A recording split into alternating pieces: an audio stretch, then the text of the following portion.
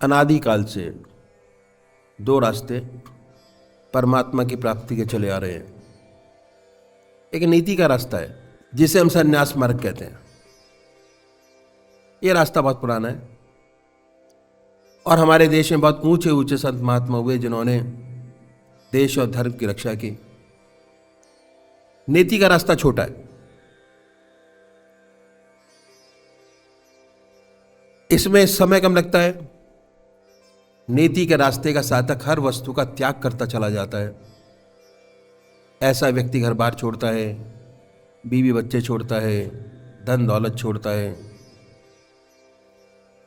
संसार छोड़कर हर वस्तु का त्याग करके संन्यास ग्रहण करता है। संन्यास लेने के बाद एक की काम रह जाता है साधक के पास, परमात्मा की प्राप्ति। सारे काम उसके लिए समाप्त हो गए। यदि ऐसा साधक सच्चे हृदय से परमात्मा में लगे तो कोई वजह नहीं कि उसे अपने रास्ते पर सफलता प्राप्त ना हो। पर मेरे कह देने से कि रास्ता छोटा है, कोई भाई बिना सोचे समझे इस रास्ते में कूद ना पड़े। इस रास्ते की कठिनाइयां मैं आपके सामने रखूंगा। सबसे बड़ी बात यह कि शरीर से त्याग करना बहुत आसान है, लेकिन जब तक मन से त्याग नहीं हुआ था तब तक काम नहीं बनता। मुझे इस विषय पर अपने सदगुरुदेव का एक सुंदर अनुभव याद हुआ जो मैं आपके सामने रखूंगा। एक बार वो जबलपुर से मुरादाबाद जा रहे थे। प्रयागराज का स्टेशन पड़ा, कुंभ का मेला लगा हुआ था और समाप्त हुआ था। ये जैसे ही गाड़ी प्रयागराज स्टेशन पर पहुंची तो स्टेशन पर बहुत भीड़ थी। यह भीड़ एक महात्मा को छोड़ने आई हुई थी। गाड़ी आई, जय जयकार हुआ, फूल माला दिए गए। इत्तेफाक से वो जो महात्मा थे इसी डिब्बे में चढ़े जिसमें इसके सदगुरु जी बैठे हुए थे पहले से। जब गाड़ी चली, आगे निकली, तो ये नेचुरल बात है कि आपस में बातचीत शुरू हो जाती है। आपसे बातचीत शुरू हुई और बातचीत के दौरान महाराज जी से एक प्रश्न किया गुरुदेव जी ने कि साहब आपको संन्यास लिए कितना समय हो गया? उत्तर मिला 14 वर्ष। बातचीत में दूसरा प्रश्न किया कि महाराज आप बाल ब्रह्मचारी हैं या जब संन्यास लिया तो गृहस्थी थे? भैया बंद कर दो इसको। गृहस्थी थे। उन्होंने बड़े प्यार से उत्तर दिया कि मैं गृहस्थी था। मेरे स्त्री और 2 बच्चे थे, घर में खेती थी, मकान था, दुकान थी, उनको छोड़ के आया हूं। अवधूत थे, इसलिए सच बात बताना बहुत जरूरी था उनको। फिर गुरुदेव ने एक प्रश्न किया और एक प्रश्न और करना चाहते हैं। वो प्रश्न कुछ टेढ़ा मेढ़ा है। यदि आप पहले से क्षमा करें और ये सांत्वना दें कि आप इस टेढ़े प्रश्न से नाराज नहीं होंगे तभी वो प्रश्न किया जाए, अन्यथा नहीं। ये भी कहा कि मैं आपके हृदय को दुखाना नहीं चाहूंगा कि आपने 14 साल की तपस्या पूरी की है। महाराज जी ध्यान में चले गए और 10 मिनट बाद आंखें खोली, अपने दूसरे कामों में लग गए। उसके बाद उन्होंने कहा जी आप कुछ पूछना चाहते थे, पूछा नहीं। कि महाराज आपने वायदा नहीं किया, वायदा करें कि इस टेढ़े प्रश्न से नाराज नहीं होंगे तभी वो प्रश्न करना चाहूंगा। मैं किसी के हृदय को दुखाना नहीं चाहता। बोले पूछो, मैं नाराज नहीं होऊंगा। तब गुरुदेव ने तीसरा प्रश्न उनसे किया और ये था कि आपको क्या अभी भी अपने बीवी बच्चों की याद आ जाती है? यह सुनकर वो खामोश हो गया और उसके कुछ टाइम बाद उन्होंने जवाब दिया कि हाँ भैया, बात तो ऐसी है कि जब मैं अपने गांव के पास से निकल जाता हूँ तो ये याद बिल्कुल ताज़ा हो जाती है कि ये मेरी खेती, ये मेरा मकान, ये मेरी दुकान, ये मेरी बीवी, ये मेरे बच्चे। अब बच्चे बड़े हो गए, काम काज संभाल लिया। तो 14 साल तपस्या करने के बाद भी उनके मन की स्थिति ये थी वो बहुत ऊंचे महात्मा थे, अवधूत थे, इसमें कोई शक नहीं। क्यों? क्योंकि सन्यास लेते ही आश्रम बदल जाता है। सन्यास के अपने नियम है, ना कोई उसकी बीवी, ना कोई उसका बच्चा, ना उसका खेत, ना उसका मकान, ना उसकी दुकान, कुछ उसका नहीं। और अगर आपने मथुरा वृंदावन या और जगह की विजिट की हो तो आपने देखा होगा कि वहाँ पर जो साध्वी और साधु भाई शयन करते हैं, जब घर के सारे काम खत्म हो जाते हैं, ये नियम है उनका, जब घर के सारे काम समाप्त हो गए ग्रस्त के लोगों के, तो उसके बाद वो 3 घरों से मधुकरी मांगते हैं, 3 घर से खाना मांगते हैं, चौथे घर नहीं जाते वो। अगर 3 घर में उनको मिल गया तो आए, अपना चूल्हा जलाया, जो भी मिला, किसी ने कुछ भी डाल दिया, किसी ने आटा डाल दिया, किसी ने चावल डाल दिए, किसी ने दाल डाल दी, उसको बगैर देखे पानी मिलाया, उसको उबाला, उसको खाया। 3 घर से, चौथे घर नहीं जाते। अगर 3 घर में नहीं मिला तो समझ लीजिए 24 घंटा का फास्ट हो गया उनका। इतना तप और तपस्या करते हैं जो इस रास्ते के अंदर हैं, चल रहे हैं। बहुत से भाई लोग ऐसे, बहुत से भाई लोग ऐसे हैं कि नमक छोड़ते हैं, मीठा छोड़ते हैं, सारी चीज़ें मिलाकर खाते हैं स्वाद पर कंट्रोल करने के लिए, क्योंकि जब तक स्वाद पे कंट्रोल नहीं होगा तब तक आत्मा की सारी इंद्रियों पे कंट्रोल नहीं हो पाता, भटकती रहती है। तो ना उसको कोई बीवी, ना उसको कोई बच्चा, ना उसको कोई खेत, ना उसको कोई मकान। अब हुआ क्या? शरीर से त्याग हो गया, पर मन से त्याग करने में बड़ा समय लगता है। दूसरी बात क्या है कि त्याग का बहुत बड़ा अहंकार होता है। हम गृहस्थी लोग उनके पास जाते हैं, कहते हैं जी कि हमारा मन नहीं लगता, हमारे काम नहीं होते, तो कहते हैं हम दुखी हैं, मन में शांति नहीं, चैन नहीं, कोई उपाय बतलाइए। और उपाय भी बताते हैं, ऐसी बात नहीं, कहते हैं परमात्मा का ध्यान करो, परमात्मा का नाम लो, सच्चा सुख और शांति उसी में ही है और उसी से ही प्राप्त होगी।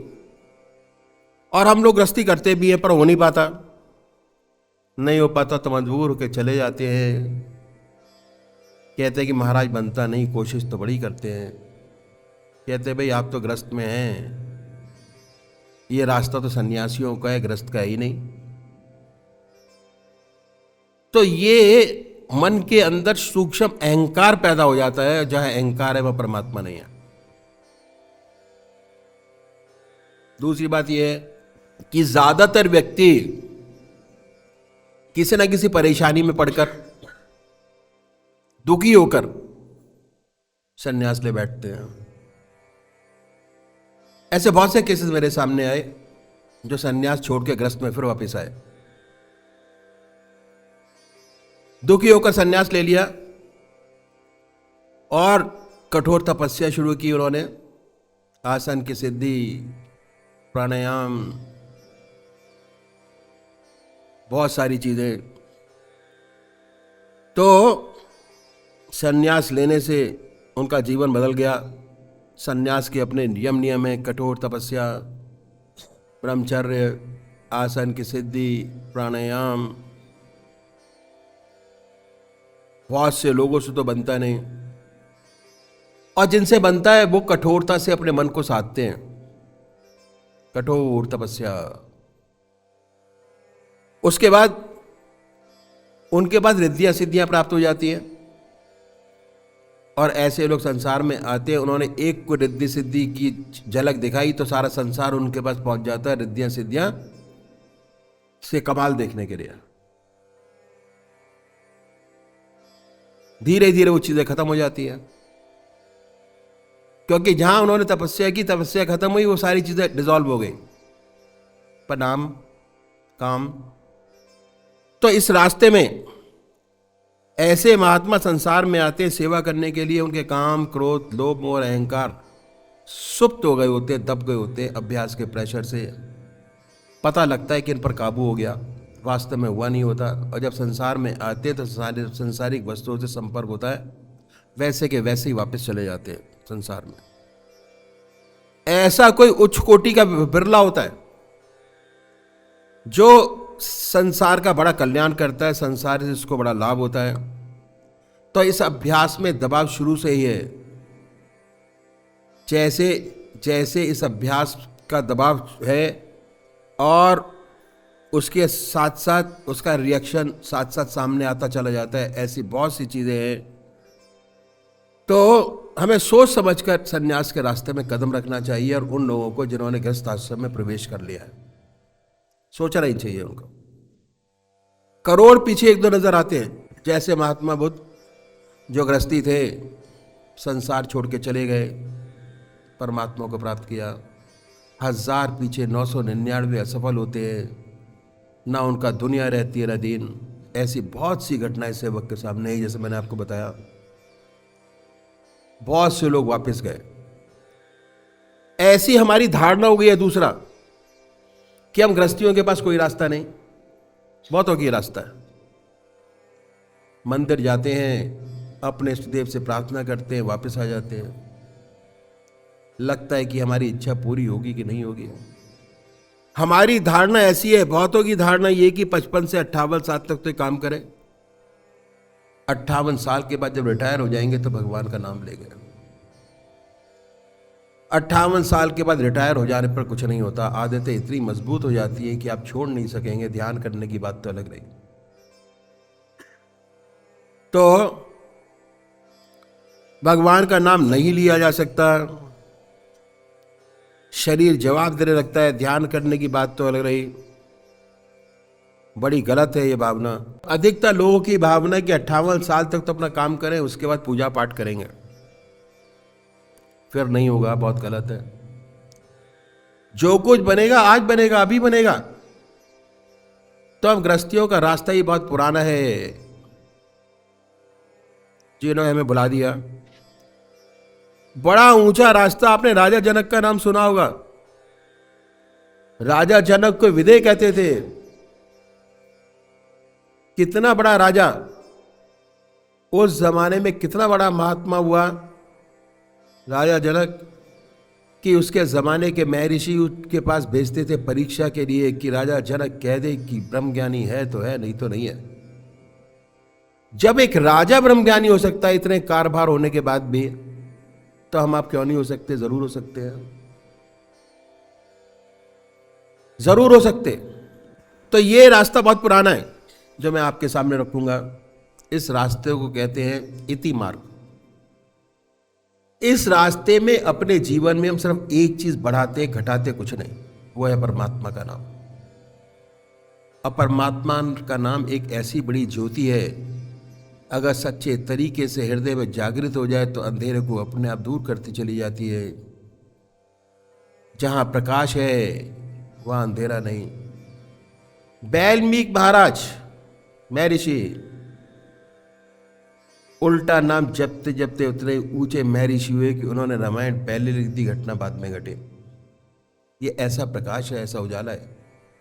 अगर सच्चे तरीके से हृदय में जागृत हो जाए तो अंधेरे को अपने आप दूर करता चला जाता है। तो करना कुछ नहीं है। जो आज आपकी जिंदगी है उसमें एक चीज बढ़ाइए,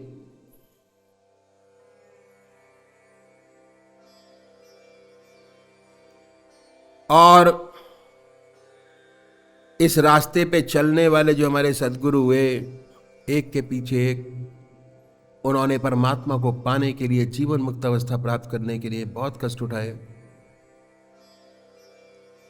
उनकी जिंदगी बड़ी कठोर थी और बड़ी कठिनाइयों में रहते इस विद्या को न केवल प्राप्त किया, पर हमारे लिए कुछ गुर छोड़ गए। अगर इन गुरों को अपनाएं तो हमारा रास्ता भी आसानी से तय हो जाए, बगैर डिफिकल्टी के। अपनी जिंदगी में जीवन मुक्त अवस्था प्राप्त की। जीवन मुक्त अवस्था प्राप्त करना हमारा लक्ष्य है। कैसे? ज्ञान मार्ग से, कर्म से, सन्यास से, ध्यान से, गृहस्थ से, जीवन मुक्त अवस्था प्राणी में दो बात विशेष पैदा हो जाती है। पहला, 24 घंटे परमात्मा की याद, चलते फिरते, खाते पीते, सोते जागते, हर समय परमात्मा का ध्यान बना रहता है। और दूसरा, उसको जो कर्म है वो निष्काम भाव से हो जाते हैं, कम निष्काम कर्म हो जाते हैं। ये दो चीजें हैं उसे स्थित पे कहिए, जीवन में कहिए, पैदा हो जाती है। अब देखना क्या है? देखना यह है कि इसी दुनिया में रहते हुए, इसी दुनिया के सारे काम करते हुए कैसे हमें 24 घंटे का ध्यान प्राप्त हो और कैसे सच्ची निष्काम कर्मता हमको प्राप्त हो। हर व्यक्ति अपनी संतान के लिए गुड़ छोड़ जाता है। एक व्यापारी है, गुड़ छोड़ दिया, उसकी संतान को अधिक कष्ट नहीं उठाना पड़ता। डॉक्टर है, अपने बेटे को डॉक्टरी सिखा देता है, उसको अपना क्लिनिक चलाने में दिक्कत नहीं आती। इसी तरह के हमारे बुजुर्गों ने सारे साधन को ये कुछ गुर छोड़ गए कि कैसे आसानी से 24 घंटे का ध्यान प्राप्त हो, कैसे आसानी से निष्काम कर्मता प्राप्त हो। इन गुरुओं को मैं आपके सामने रखूंगा। अगर आपको अच्छी लगे तो आप भी अपनाइए, आपको बहुत लाभ होगा। पहली बात क्या बताई? इस सारे साधन को 3 भागों में बांटा और दिन के 24 घंटों को भी 8-8 घंटे के हिसाब से 3 भागों में बांटा। साधना, क्योंकि बगैर साधना किए इस रास्ते में चलना, इस जीवन को पार करना बड़ा मुश्किल है। जब तक सच्चे तरीके से साधना में नहीं लगेंगे, जीवन पार करना बड़ा मुश्किल होता है। इस सद्गुरुओं ने 3 भागों में बांटा, 24 के 8-8 घंटे के हिसाब से 3 भागों में बांटा। साधना का पहला स्टेप पूरा कर लेने से 8 घंटे आपके अपने हो जाएंगे। अभी तक दूसरे के हैं, समाज के हैं, बच्चों के हैं, आपका कुछ नहीं है। आपका तो 5 मिनट भी नहीं है, सब दूसरों का है। अब क्या है कि जब आप इस रास्ते में बढ़ेंगे तो आपके अपने होने शुरू हो जाएंगे। समय संसार का काम भी होगा और अपना काम भी होगा, दोनों चीजें साथ साथ होंगी। तो साधना का पहला स्टेप पूरा करने से 8 घंटे आपके अपने हो जाएंगे। दूसरा स्टेप पूरा करने से 16 घंटे का ध्यान आपका अपना हो जाएगा। इसी संसार में रहते हुए, इसी संसार के सब काम करते हुए, धर्म के अनुसार सारी चीजें करते हुए बड़ी सुंदरता से 16 घंटे आपके अपने हो जाएंगे। और साधना का तीसरा स्टेप पूरा कर लेने से 24 के 24 घंटे आपके अपने हो जाएंगे और निष्काम काम करता आपको प्राप्त होगी। बहुत आराम से किया जा सकता है। बस चेतना रखनी बहुत जरूरी है। चेतना रखेंगे, आनंदित होंगे, आनंद अपने आप आएगा। जैसे ही आनंद आना शुरू होगा, आपका मन करेगा कि इस रास्ते में और आगे परमात्मा की ओर बढ़ें, परमात्मा का जाप करें, परमात्मा का ध्यान करें, परमात्मा को याद करें। बड़ी सिंपल तरीके हैं जो मैं आपके सामने रखने की कोशिश करता हूं। पहला क्या है? इन संतों ने बताया कि परमात्मा ने बड़ी असीम दया कृपा करके, ये सारे ग्रंथों ने लिखा है, सब लोग यही कहते हैं कि परमात्मा ने बड़ी असीम दया कृपा कर हमको मनुष्य योनि प्रदान की है। सबसे बड़ी देन है। किस लिए? कि सत का साथ है, सत्संग आपके पास है। जैसे जैसे सत्संग में आप चलते चले जाएंगे, आपके वाइब्रेशंस बढ़ते चले जाएंगे। सत का साथ, आपका मन आनंदित रहेगा। और हमें ईश्वर ने मौका दिया, इसका पूरा लाभ उठाना चाहिए। कहा है, बड़े भाग्य मानुष तन पावा, सुर दुर्लभ सदग्रंथन गादा, साधन धाम मोक्ष कर द्वारा, पाए न जई परलोक सवारा। ये कहा है।